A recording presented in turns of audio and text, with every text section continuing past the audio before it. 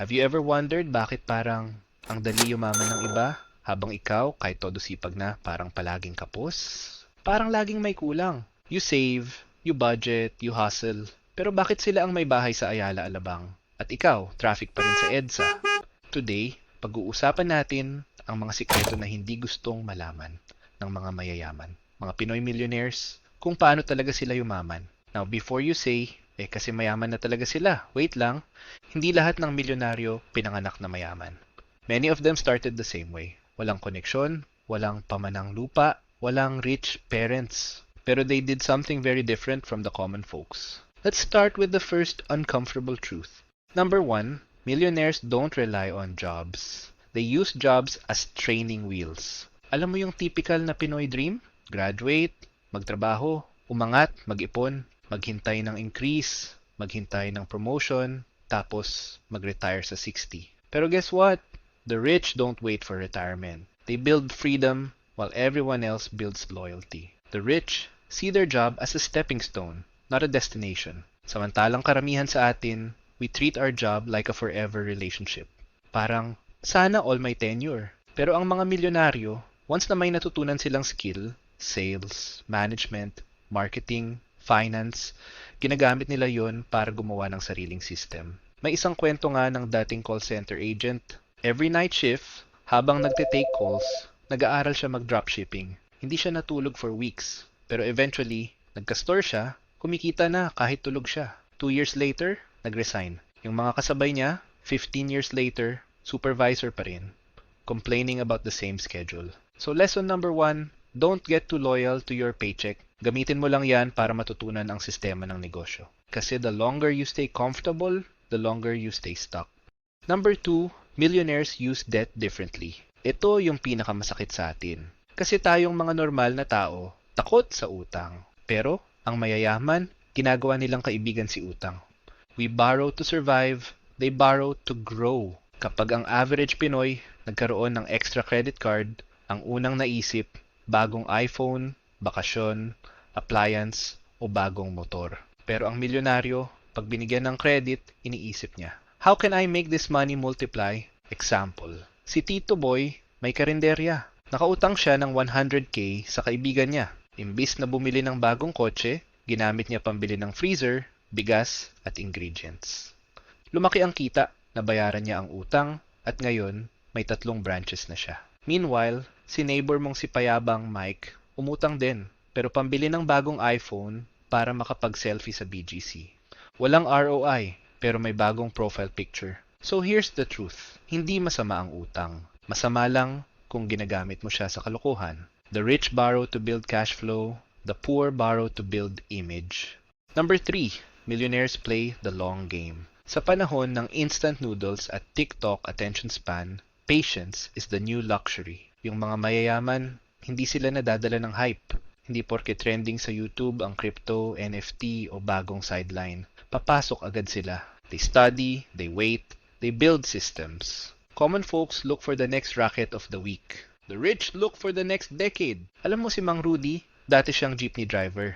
Every day, sinusulat niya kung magkano kinita niya at ginastos. After a few years, napansin niya na mas kumikita siya pag may route optimization. So nag-ipon siya pang down payment sa sariling jeep. Then, naging 2, 3, 5. Fast forward, may fleet na siya ng 30 jeepneys. Wala siyang binili agad na luho, pero ngayon, siya na may sariling gasoline station. Ang mga ordinaryong tao gusto ng mabilisang yaman. Pero ang totoo, ang mabilis madalas nauubos din agad. The rich delay gratification. Kaya habang ikaw bumibili ng bagong sapatos, sila bumibili ng bagong lupa. Number 4, millionaires invest in boring things. Akala mo ang yaman nila galing sa mga big moves, trading, crypto, IPOs, get-rich-quick schemes. Nope, most millionaires are rich because they mastered the boring. Real estate, dividend stocks, small businesses, and compounding. Ang nakakatawa, sa social media, puro flashy posts ang nakikita natin. I made 1 million pesos in 3 days. Pero sa totoong buhay, yung totoong milyonaryo, tahimik lang. Walang flex. Boring nga eh. Imagine mo si Kuya Manny, tahimik lang, nakasando lang sa bahay. Hindi mo alam may 5 paupahan na yan. Every month, kumikita siya ng 200k net. Wala siyang sports car, wala siyang Rolex, pero siya ang pinapatuluyan ng mga pa-reach look sa Facebook. The lesson? Don't chase excitement, chase results. Yung mga boring investments na hindi mo pinapansin ngayon, tulad ng stocks na may dividends o small negosyo na may consistent cash flow, yan ang magpapayaman sa'yo quietly. Number 5. Millionaires buy time, not things. Ito yung secret weapon nila. Habang lahat nagbabayad para sa convenience, sila nagbabayad para sa freedom. Example, ikaw nagtrabaho ng 9 to 5, tapos nag-commute pa ng 2 hours. Wala ka ng oras mag-isip ng business or health mo. Ang millionaire, bibili ng system or tao para di siya ma-stuck sa routine. He pays someone to manage his errands so he can manage his ideas. Ang common folks, laging iniisip, sayang, mahal yan. Pero ang mga mayayaman, iniisip, sulit kasi mababayaran ko ng oras ko. You can always earn more money, pero hindi mo mababalik ang oras. Kaya habang ang iba busy sa mall, ang millionaire busy sa pagplano kung paano siya di na kailangang pumunta sa mall ever again. Number 6. Millionaires keep their circle small. Ito na, the most underrated secret. Habang ang common folks gusto maraming kakilala, ang mayayaman gusto ng ilang totoo lang. Bakit? Kasi energy is currency. Every conversation is either an investment or an expense. Kung puro chismis, inggit, at reklamo ang naririnig mo, ubos ang mental budget mo. Ang milyonaryo, selective sa kausap. Hindi porke close ay beneficial. They know when to say no to negative people. Kasi every no to nonsense is a yes to clarity. Alam mo ba, may study sa Harvard na nagsabi, your income tends to match the average of your 5 closest friends. So kung puro broke mindset ang nasa paligid mo, good luck. Kaya nga sabi nila, if you're the smartest person in the room, you're in the wrong room. Number 7. Millionaires use stealth wealth. Ito ang paborito kong part. Akala mo broke, pero grabe ang assets. Stealth wealth means hindi mo kailangang ipakita na mayaman ka. Ang goal is not to look rich, but to be rich.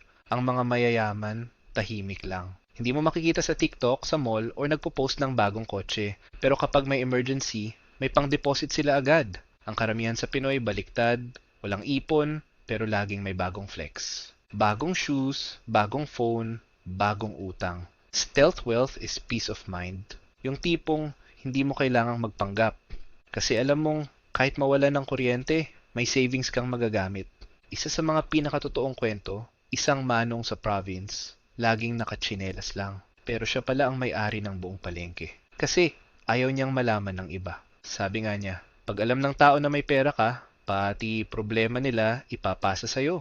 Number 8. Millionaires don't chase money, they chase value. Karamihan sa atin, pera agad. Pero ang mayayaman, value muna. Ang pera kasi, natural consequence lang ng value.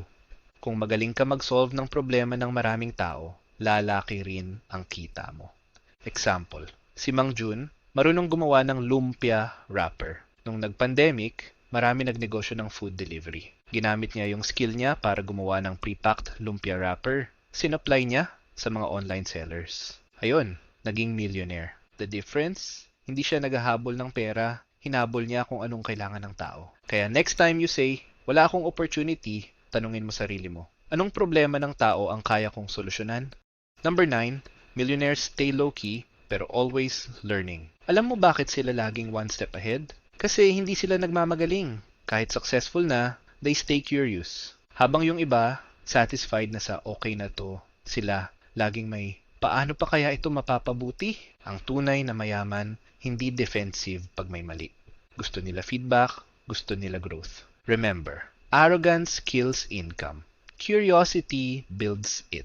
Number 10.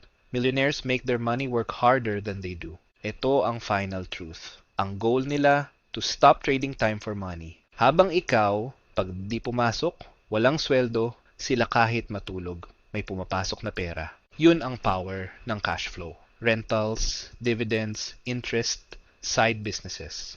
Ang mga common folks, laging may bagong trabaho. Ang mayayaman, laging may bagong source of income. So if you're tired of working hard, start learning how to make your money work harder. Now, here's the real question. After knowing all these secrets, gagamitin mo ba sila or tatambay ka ulit sa YouTube hanggang makalimutan mo tong video? Kasi the truth is, wala talagang magic formula. Ang difference lang ng mayaman sa hindi is discipline, awareness, and time. And if you start today, mag-ipon ng tama, mag-invest ng may sense, magbawas ng flex, at magdagdag ng skills, maybe, just maybe, ikaw na ang susunod na tahimik na milyonaryo. Hindi mo kailangang magyabang kasi ang tunay na yaman hindi nakikita, nararamdaman. This is Low-Key Wealth PH, reminding you to stay humble, stay hungry, and stay low-key wealthy.